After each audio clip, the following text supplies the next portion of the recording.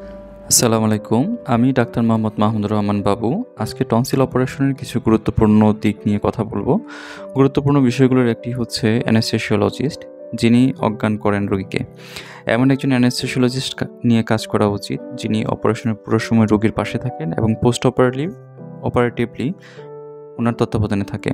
আরেকটি গুরুত্বপূর্ণ দিক হচ্ছে অজ্ঞান করার সময় যে এন্ডোট্রাকিয়াল টিউব ব্যবহার করা হয় সেটা যেন নতুন হয়।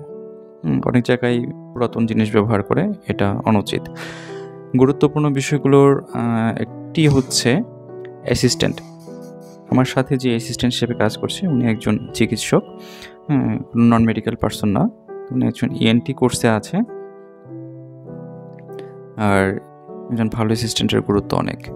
সর্বশেষ যে বিষয়টি শেয়ার করতে চাই সেটি হচ্ছে অপারেশনের পদ্ধতি। এমনভাবে অপারেশন করা উচিত যাতে করে পোস্ট অপারেটিভ পেশেন্টের ব্যথা কম অনুভূত হয় এবং পোস্ট অপারেটিভ কেয়ার গুরুত্বপূর্ণ।